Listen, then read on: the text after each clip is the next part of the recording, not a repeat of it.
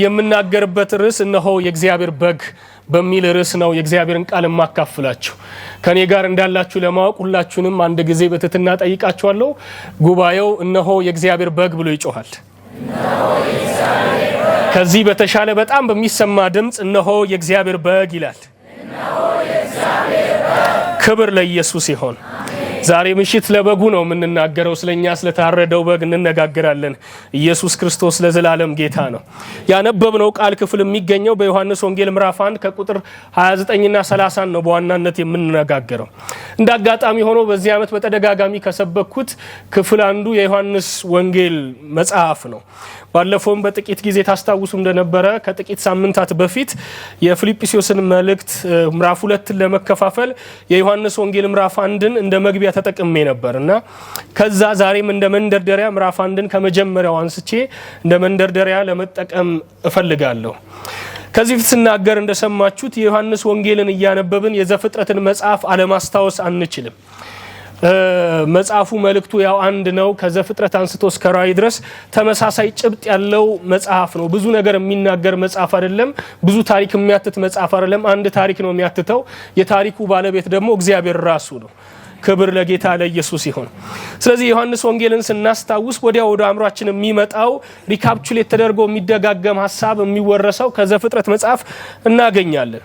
ለምሳሌ የዘፍጥረትን መጽሐፍ ስንመለከት በመጀመሪያ እግዚአብሔር ብሎ እንደሚጀምር ሁሉ ዮሐንስም ወንጌሉን ሲጀምር በመጀመሪያ ቃል በማለት ይጀምራል። ዮሐንስ በዚህ መልእክቱ ወይም በዚህ ወንጌሉ ባጭሩ ሊነግረን የሚፈልገው ትልቁ ጭብጥ ከብዙ ጭብጦቹ መካከል ዋነኛውና አንደኛው ምንድነው? የዘፍጥረቱ እግዚአብሔር በዘፍጥረት የተዋወቅነው ያ የዓለማቱ ፈጣሪ እግዚአብሔር ራሱ እግዚአብሔር ሳይለወጥ በፈጠረውና በወደደው ዓለም ላይ እንዴት በተለየ መንገድ እንደሰራ ነው ዮሐንስ በወንጌሉ ሊነግረን የሚፈልገው። ስለዚህ ዮሐንስ የዘገባውን መክፈቻ የዘገባውን መጀመሪያ የሚያደርገው በመጀመሪያ ቃል ነበረ፣ ቃልም በእግዚአብሔር ዘንድ ነበረ፣ ቃልም እግዚአብሔር ነበረ በሚል አረፍተ ነገር ወይም በመጀመሪያ ቃል ነበረ በመትል ሐረግ ነው የሚጀምረው። በመጀመሪያ ቃል በማለት ይጀምራል። ክብር ለጌታ ለኢየሱስ ይሁን። ነገር ግን በመጀመሪያ ቃል ነበረ ብሎ በሚቀጥሉት 20ዎቹ ምዕራፎች ውስጥ ደግሞ የተለያዩ ነገሮችን አይደለም የሚያወራው። ኢንፋክት የዮሐንስ ወንጌል ምዕራፍ 1 የዮሐንስ ወንጌል መግቢያ ወይም ኢንትሮዳክሽን ሳይሆን ማስተዋወቂያ ሳይሆን አጠቃላይ የ20ዎቹ ምዕራፎች ዋነኛ ጭብጥ የሚገኘው በመጀመሪያው ምዕራፍና በመጀመሪያዎቹ ቁጥሮች ላይ ነው። ስለዚህ በሚቀጥሉት ምዕራፎችም እየተነተነ የሚሄደው ወይም እያብራራ የሚሄደው ይሄ ቃል ብሎ የጠራውን ሎጎስ ብሎ የጠራውን የእግዚአብሔርን ቃል እየተነተነ በጌታ ኢየሱስ ትምህርቶችና በልዩ ልዩ ምልክቶች ስለዚህ ቃል እየተናገረ ነው ዮሐንስ የሚቀጥለው ማለት ነው። ልክ በዘፍጥረት እግዚአብሔር የፈጠረውንና የሰውን የሰራውን ሁሉ በቃሉ እንደሰራ ሁሉ ዮሐንስም ሁሉ በእርሱ ሆነ ከሆነውም አንዳችስ እንኳን ያለ እርሱ አልሆነም በማለት ይሄ ቃል የሁሉ ነገር መገኛና ፈጣሪ እንደሆነ ያረጋግጥልናል። ስለዚህ ቃል የሚለው መለኮት እንደሆነ እያስረዳን ነው። የእግዚአብሔር ቃል ማለት እግዚአብሔር ራሱ እንደሆነ ዓለማት የተፈጠሩበት የዓለማቱ መገኛ እንደሆነ እየነገረን ነው ማለት ነው። በእርግጥ ይሄ እውነት ለአይሁዳውያኑም ይሁን መጀመሪያ ለሚሰሙት ከኛ ቀድሞ መጀመሪያ ይሄንን መልእክት ላነበቡ ወይም ለተነበበላቸው ተደራሲያን ለአይሁዳውያኑም ይሁን ለግሪካውያኑ ለአይሁዳውያኑም ይሁን ለአሕዛብ ለአረማይኮቹም ቢሆን በፍጹም እነሱ ቀድሞ ከሚያውቁት ከባህላቸው በጣም የወጣ የሚያስደነግጥ እጅግ በጣም አዲስ የሚባል መገለጥ ወይም በጣም ልዩ የሆነና አስገራሚ አስደናቂ የምስራች ላይሆን ይችላል። ምናልባት ይሄንን ሲሰሙ በመጀመሪያ ቃል ነበረ፣ ቃልም በእግዚአብሔር ዘንድ ነበረ፣ ቃልም ራሱ እግዚአብሔር ነበረ እና ይሄ ቃል የሁሉ ፈጣሪና መገኛ ነው ሲባል እና ሲነበብላቸው ምናልባት እነዚህ ተደራሲያን ብለው ደንግጠው እንደ አንድ አዲስ ሰምተውት እንደማያውቁት ነገር ላይሰሙ ይችል ይሆናል። ምክንያቱም እነዚህ ሰዎች ቃል ሲባል እኛ እንደምናስበው ከሰዎች አንደበት የሚወጣ አተራንስ ዝም ብሎ ንግግር ብቻ እንደሆነ ሳይሆን የሚያስቡት ከአንድ ከተፈጠሩ ነገሮች በስተጀርባ ከፍጥረታት በስተጀርባ ያለ የፍጥረታት ሁሉ መገኛ እንደሆነ ቀድመው የሚያውቁት ሐሳብ ነበራቸው። ስለዚህ ወንጌሉን ዮሐንስ ሲጀምር በሚያውቁት በዚህ ፕሪኮንሲቭድ አይዲያ መሰረት በማድረግ ነው ዮሐንስ ወንጌሉን የሚጀምረው ማለት ነው። ክብር ለጌታ ለኢየሱስ ይሁን። ስለዚህ ይሄንን ሲነግራቸው ምንድነው አዲሱ ነገር ምንድነው የምስራቹ? ልባቸውን ሲሰሙ ዮሐንስ ወንጌል ስለሆነ እንደ ወንጌል እንዲሰሙት የፈለገው የቱ ጋር ነው ልባቸውን የሚይዘው? የቱ ጋር ነው የአይሁዳውያኑንም የግሪካውያኑንም ጆሮና ቀልባቸውን ወዲያው መያዝ የሚችለው የቱ ጋር ነው ብለን ካልን ቁጥር 14 ላይ ወረድ ብሎ እንደዚህ ብሎ የሚናገር ቃል አለ። ቃልም ሥጋ ሆነ ጸጋንና እውነትንም ተሞልቶ በእኛ መካከል አደረ ይላል። ክብር ለኢየሱስ ይሁን። ዘፍጥረት የፍጥረት ሁሉ መጽሐፍ ነው ማለት የፍጥረታት መጽሐፍ ነው። it is the creation account ስለ ፍጥረታት ነው የሚያትተው። እግዚአብሔር ዓለማቱን ፍጥረታቱን እንዴት እንደፈጠረ የሚያትት መጽሐፍ ነው ከስሙ እንደምንረዳው። የዮሐንስ ወንጌል ደግሞ ከስሙ እንደምንረዳው የወንጌል መጽሐፍ ነው፣ የምስራች መጽሐፍ ነው። በዘፍጥረት መጽሐፍ አስደናቂውና አስገራሚው እግዚአብሔር ከፈጠረው ፍጥረት ሁሉ እጅግ በጣም አስደናቂው የፍጥረት ሁሉ ክላይማክስ የተገለጠበት ምንድነው ብለን ካለን እግዚአብሔር ብዙ ነገሮችን ፈጥሯል። ግን የፍጥረታት ሁሉ ቁንጮ በጣም የሚያስገርመው ፍጥረት ምንድነው ከተባለ እግዚአብሔር ከምድር አፈር ወስዶ አበጅቶ በመልኩና በአምሳሉ የፈጠረው የሰው ልጅ ነው። በዮሐንስ ወንጌል ደግሞ በጣም ብዙ ወንጌሎችን ልናገኝ እንችላለን። ምን ማለት ነው? በጣም ብዙ የምስራቾችን ልንመለከት እንችላለን። ለምሳሌ በሚቀጥሉት ምዕራፍ ላይ ኢየሱስ ወደ ሰርግ ገብቶ ድንገት አደጋ ውስጥ የገባን ሰርግ ሲያድንና ውሃን ወደ ወይን ጠጅ ሲቀይር እንመለከታለን። ይሄ ለኛ የምስራች ላይሆን ይችላል። ነገር ግን ውሃው ወደ ወይን ጠጅ ለተለወጠለት ለዚህ ለሙሽራ ግን የምስራች ነው። 38 ዓመት በሙሉ ሽባ የነበረን ሰው ሲፈውስ ለዚህ ሽባ ለነበረ ሰው ኢየሱስ የምስራች ያደረገለት ነው። አይን ሲያበራ አይኑ ለበራለት ሰው የምስራች ነው። ሲፈውስ ከአጋንንት እስራት ሰዎችን ነፃ ሲያወጣ ነፃ ለወጡ ሰዎች ይሄ የምስራች ነው። በዮሐንስ ወንጌል ግን የምስራች ሁሉ ትልቅ የምስራች አለ። ሁሉንም ወንጌሎች ሁሉንም አስደናቂ ዜናዎች እንደ ጥላ አቅፎ የሚይዘው የወንጌሉ ሁሉ ክላይማክስ አንድ ነው። ክብር ለኢየሱስ ይሁን። እሱ ምንድነው ከተባለ ቃል ሥጋ ሆነ። አረ ኢየሱስ ጌታ ነው። እግዚአብሔር ሰው ሆነ። ሰው ሆነ ብቻ አይደለም ጸጋንና እውነትን ተሞልቶ ደግሞ በመካከላችን አደረ። ወንጌሉ ይሄ ነው። ኢየሱስ ለዘላለም የተባረከ ይሁን። እግዚአብሔር በመካከላችን አደረ። ቃል ሥጋ ሆነ ብቻ ሳይሆን ጸጋንና እውነትን ተሞልቶ በመካከላችን አደረ። ኢየሱስ ለዘላለም ጌታ ነው። ጩና አሜን በሉ። በዘፍጥረት በጣም የሚገርም ነገር ትመለከታላችሁ። እግዚአብሔር የሰው ልጅ ከአፈር ይሰራዋል፣ ከመሬት ይመጣል የሰው ልጅ። በዮሐንስ ወንጌል መግቢያ ላይ ግን የሰው ልጅ ከሰማይ ከዙፋኑ ላይ ይመጣል። ክብር ለጌታ ለኢየሱስ ይሁንለት። እግዚአብሔር ሰው ሆነ ወዳጆቼ፣ በመካከላችን አደረ። ምን ማለት ነው? ከኛ እንደ አንዱ ሆነ። እኔንና እናንተን መሰለ። በሁለንተናው እኛን መሰለ። ወንድማችን ሊሆን ፈቀደ እግዚአብሔር። አረ ኢየሱስ ጌታ ነው። ማንም በማይደርስበት ዙፋን ላይ የሚኖረው እርሱ፣ ማንም በማይጠጋው ብርሃን ውስጥ የሚኖረው እርሱ፣ ማንም በማይለካው ቅድስና ውስጥ የሚኖረው እግዚአብሔር እርሱ ወዳጃችን ሊሆን በመካከላችን አደረ። ስሙ ለዘላለም የተባረከ ይሁን። ወንጌልን ወንጌል የሚያደርገው እውነት ይሄ ነው። የምስራችን ሁሉ የምስራች የሚያደርገው ዜና ይሄ ነው። እግዚአብሔር አምላክ ቃል ሥጋን ለበሰ፣ ደግሞ በእኛ መካከል አደረ። አደረ ብቻ አይደለም ጸጋንና እውነትን ተሞልቶ እግዚአብሔር በመካከላችን አደረ። ይሄን ሲሰሙ አንድ ጥያቄ ይጠይቃሉ። ይሄ እንዴት ሊሆን ይችላል? ይሄ ዝም ብሎ ቀላል ነገር አይደለም። እግዚአብሔር ሰው ሆነ፣ አምላክ ሰው ሆነ፣ ቃል ሥጋ ሆነ፣ ደግሞ ከኛ ጋራ በመካከላችን አደረ። ይህ አስደናቂ ነገር ነው። ግን እንዴት ሊሆን ቻለ? ምክንያቱም እንደምታውቁት በመካከለኛው ምስራቅ እንዲሁም ደግሞ በአይሁዳውያኑ ትራዲሽን ወይም ባህል መሰረት እግዚአብሔር አምላክ በጣም ቅዱስ ስለሆነ ከፍጥረቱ ጋራ የሚገናኝበት ሁለት ውስን መንገዶች አሉት። አንደኛው መቅደስ ነው። እግዚአብሔርን የሚፈልግ ባይሁዳውያኑ ልማድ ማለት ነው። እግዚአብሔርን የሚፈልግ ማውራት የሚፈልግ ከእግዚአብሔር ጋር መገናኘት የሚፈልግ ማንም ሰው ቢኖር ዘወትር የበግ መስዋዕት የተለያዩ መስዋዕቶችን በእግዚአብሔር ፊት በመቅደሱ ለመሰዋት ጣዋትና ማታ እየወሰደ እግዚአብሔርን ይገናኘዋል። ያም መገናኘት በሙላት አይደለም የሚገናኘው። እኛ አሁን ባገኘንበት እድል አይደለም፣ ውስን ነው። ሌላኛው ደግሞ እግዚአብሔር ከሰዎቹ ጋራ ወይም ከአይሁዳውያኑ ጋር የሚገናኝበት መንገድ በዘጸአት ምዕራፍ 19 እና 20 ላይ እንደምንመለከተው በሲና ላይ በወረደው በእግዚአብሔር በዛ ሕጉ መሰረት በቶራው መሰረት በቃሉ መሰረት ከሕዝቡ ጋራ እግዚአብሔር ይገናኛል።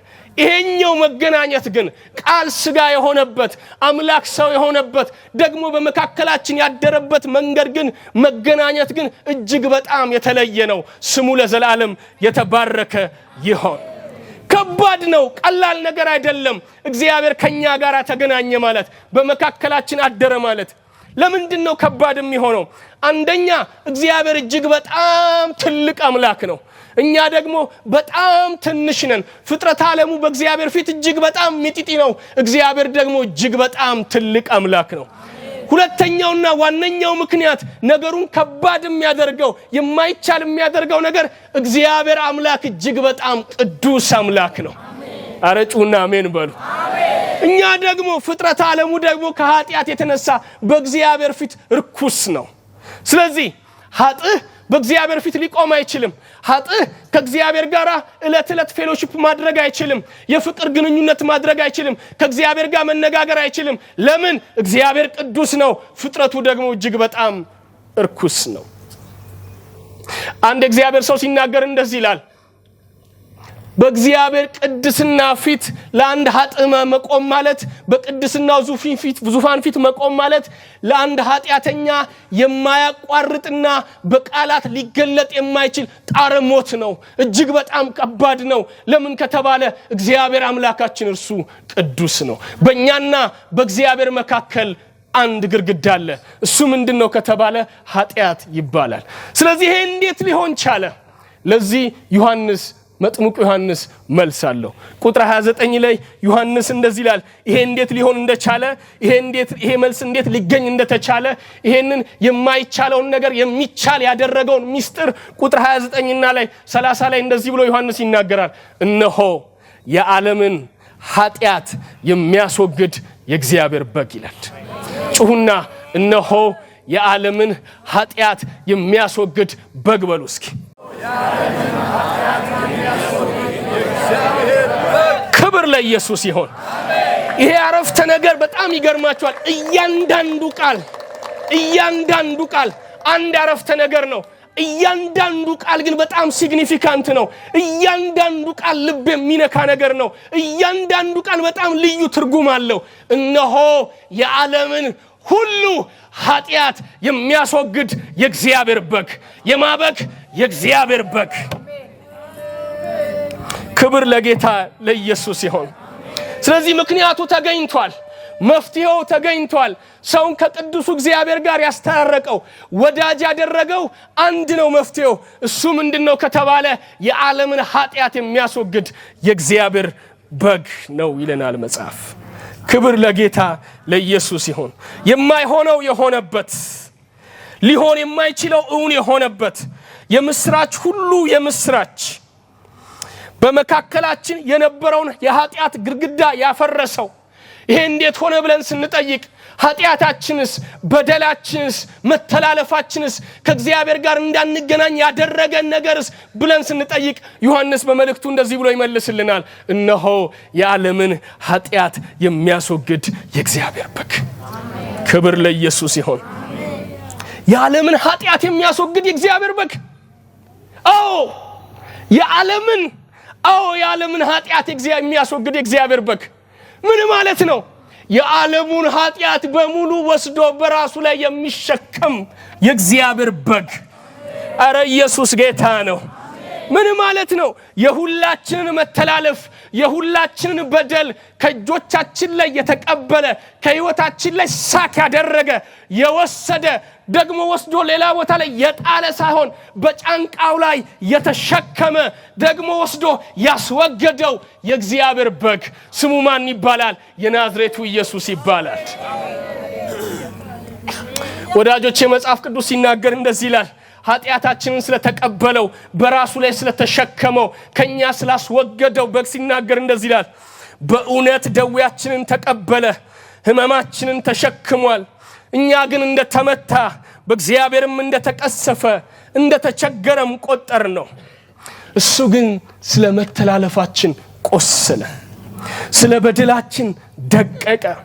የደህንነታችንም ተግሣጽ በእርሱ ላይ ነበረ፣ በእርሱ ቁስል እኛ ተፈወስን። ደግሞአለሁ፣ በእርሱ ቁስል እኛ ተፈወስን። በእርሱ ቁስል አንቺ ተፈወሽ፣ በእርሱ ቁስል አንተ ተፈወስክ። እኛ ሁላችን ይላል ሲቀጥል እንደ በጎች ተቅበዝብዘን ጠፋን፣ ከኛ እያንዳንዱ ወደ ገዛ መንገዱ አዘነበለ። እግዚአብሔርም የሁላችንን በደል በእርሱ ላይ አኖረ። ማን ነው ጮኸ አሜን የሚል? እግዚአብሔርም የሁላችንን በደል በእርሱ ላይ አኖረው። ስሙ ለዘላለም የተባረከ ይሁን። ስለዚህ የሁላችንን በደል ወስዶ ሰብስቦ የዓለሙን ኃጢአት የዓለሙን ኢቭል በሙሉ ወስዶ በትከሻው ላይ በራሱ ላይ የተሸከመ ስለኛ ኃጢአተኛ ሳይሆን ራሱ ኃጢአት የሆነ የእግዚአብሔር በግ ስሙ ለዘላለም የተባረከ ይሁን። የሁላችንን በደል የሚሸከም ከዛስ ከያዋን ምድር እንዲወገድ የሚያደርገው ማን ነው ከተባለ እነሆ የእግዚአብሔር በግ ይላል ዮሐንስ። ክብር ለኢየሱስ ይሁን። የማን በግ? ድምጻችሁ አይሰማም? የማበግ አረ ድገሙና የማበግ ክብር ለኢየሱስ ይሁን። ምን ማለት ነው የእግዚአብሔር በግ ማለት? ንጹህ ኢኖሰንት፣ ምንም እንከን የሌለበት፣ ምንም አይነት እድፈት የሌለበት፣ ምንም አይነት ኃጢአት የሌለበት፣ ኃጢአት የማያውቀው ኢኖሰንት የሆነ ንጹህ የሆነ የእግዚአብሔር በግ ማለት ነው። ለምን አሜን አትሉም? ምን ማለት ነው የእግዚአብሔር በግ ማለት? የእግዚአብሔር በግ ማለት እግዚአብሔር ራሱ ለእርቃችን ያዘጋጀው፣ እግዚአብሔር ራሱ ለመስዋዕት ያዘጋጀው፣ እኔና እናንተ ሳይሆን ራሱ እግዚአብሔር ያዘጋጀው፣ ለመስዋዕት ያዘጋጀው የእግዚአብሔር በግ ማለት ነው። ክብር ለኢየሱስ ይሁን። ክብር ለኢየሱስ ይሁን። ክብር ለኢየሱስ ይሁን። አስባችሁታል? እግዚአብሔር ራሱ ያዘጋጀው በግ እንዴት ንጹህ ሊሆን እንደሚችል፣ እንዴት የዓለሙን ኃጢአት ሊያስወግድ እንደሚችል ታውቃላችሁ? እኔና እናንተ ነበርን ይሄንን በግ ልናዘጋጅ የሚገባን። እኛ ነበርን ይሄንን በግ መውሰድ የነበረብን። ለኃጢአታችን ስርየት እንዲሆን መስዋዕት እንዲሆን ይሄንን በግ ማዘጋጀት የሚጠበቅብን እኛ ራሳችን ነበርን። ደግሞ ሞክረን ነበረ። አይሁዱ ሞክሮ ነበረ፣ እስራኤላውያኑ ሞክረው ነበረ። በጣም ብዙ በጎችና ፍየሎች ኢየሱስ የእግዚአብሔር በግ ወደዚህ ዓለም ከመምጣቱ በፊት ደማቸው ፈሷል ለስርየት። ነገር ግን ፍጹም ስርየት ማስገኘት አልቻሉም። በጋለ አንድ ጊዜ ታርዶ ለዘላለም ትኩስ የሆነ አንድ ደም አለ። እሱም የእግዚአብሔር ልጅ ኢየሱስ የናዝሬቱ ኢየሱስ ይባላል።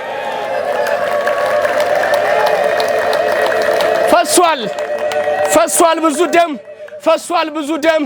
ግን ህሊና ሊያነጻ አልቻለም። ግን ከእግዚአብሔር ጋር ሊያስታርቅ አልቻለም። ለአንዴና ለመጨረሻ ጊዜ ግን የፈሰሰ አንድ ደም አለ። የአንድ በግ ደም ደፈሷል። እሱ በግ የማን በግ ይባላል? የእግዚአብሔር በግ ይባላል። ክብር ለኢየሱስ ይሁን። እሱ የእግዚአብሔር በግ ነው። እሱ ንጹህ በግ ነው። እርሱ ለእርቃችን የተዘጋጀ ነው። እርሱ ለሰላማችን የተዘጋጀ ነው። ማን ያዘጋጀው? እግዚአብሔር ራሱ ያዘጋጀው። በእኛ እጆች የተዘጋጀ አይደለም። እግዚአብሔር ራሱ ያዘጋጀው የእግዚአብሔር መስዋዕት የእግዚአብሔር ፋሲካ አንድ ነው። እነሆ የዓለምን ኃጢአት የሚያስወግድ የእግዚአብሔር በግ። ከዚህ በግ የተነሳ ኃጢአታችን ተወግዷል። ከዚህ በግ የተነሳ አሁን ከእግዚአብሔር ጋር ህብረት አለን።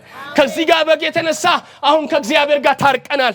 ከዚህ በግ የተነሳ እግዚአብሔር ራሱ እግዚአብሔር በመካከላችን ያድራል። ክብር ለኢየሱስ ይሁን። ከሱ የተነሳ አሁን ከእግዚአብሔር ጋር ባለጋሮች አይደለንም ከእግዚአብሔር ጋር ጠበኞች አይደለንም ለምን ሲባል ከዚህ በግ የተነሳ እግዚአብሔር አሁን ወዳጃችን ሆኗል ኃጢያታችን ተወግዷል እድፈታችን ተነስቷል ለምን ስለኛ የፈሰሰ የበጉ ደም አለ አሜን ክብር ለኢየሱስ ይሁን አሁን ከእግዚአብሔር ጋር ቤተሰቦች ነን ወዳጆች አሁን ከእግዚአብሔር ጋር ጓደኞች ነን እግዚአብሔር በመካከላችን ከኛ ጋር ይኖራል መጽሐፍ ሲናገር እንደዚህ ይላል እንግዲህ በእምነት ከጸደቅንበት ጊዜ አንስቶ አሁን ከእግዚአብሔር ጋር ሰላም ነን አንድ ሰው ጮሆ ሰላም ነን ይላል ጮሆ ሰላም ነን ይላል ሰላም ነን ይላል ኢየሱስ ጌታ ነው ለበጉ ክብር አምጡ እስኪ ለዚህ ንጹህ በግ ክብር አምጡ ለዚህ ንጹህ በግ ክብር አምጡ ራሱን ስለኛ መስዋዕት ላደረገው ለዚህ በግ ክብር አምጡ ምስጋናችሁን አምጡ ለወደደን ደግሞ ከኃጢያታችን ላጠበን በገዛ ደሙ ላጠበን በገዛ ደሙ ላጠበን በቅዱስ ደሙ ላጠበን ለአምላካችን መንግስት ካህናትና ነገስታት እንድንሆን አገልጋዮች እንድንሆን ላደረገን ለበጉ ክብር ይሁን ለታረደው በክብር ይሁን ለታረደው በክብር ይሁን ደሙን ላፈሰሰ በቀራንዮ ላይ እርቅን ላደረገ በመካከላችን የነበረውን የጥል ግድግዳ ላፈረሰ ለበጉ ክብር ይሁን ለኢየሱስ ክብር ይሁን ለዚህ በግ ጭብጨባችሁን አምጡ ለዚህ በግ አምልኳችሁን አምጡ ለዚህ በግ መስዋዕታችሁን አምጡ ጩሁ ለዚህ በግ አክብሩት ይሄንን በግ ስሙ ለዘላለም የተባረከ ይሁን ስሙ ለዘላለም የተባረከ ይሁን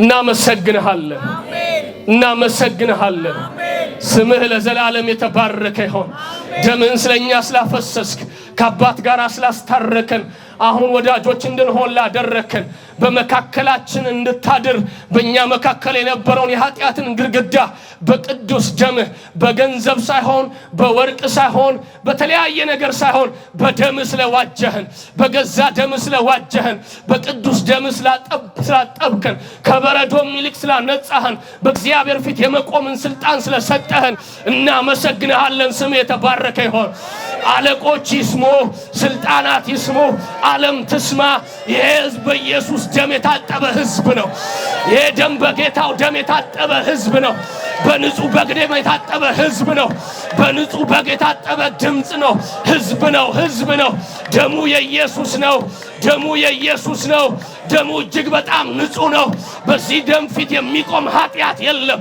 በዚህ ደም ፊት መቆም የሚችል የትኛውም ስልጣን የለም ይሄን ደም የሚገዳደር የአጋንንት ኃይል የለም የዓለም ኃይል የለም የሚመጣው አይቋቋመውም የሚሄደው አይቋቋመውም ያለው አይቋቋመውም የትኛውም ልዩ ፍጥረት አይቋቋመውም ደሙ የኢየሱስ ነው ጩና ደሙ የኢየሱስ ነው በሉ ደሙ የኢየሱስ ነው በሉ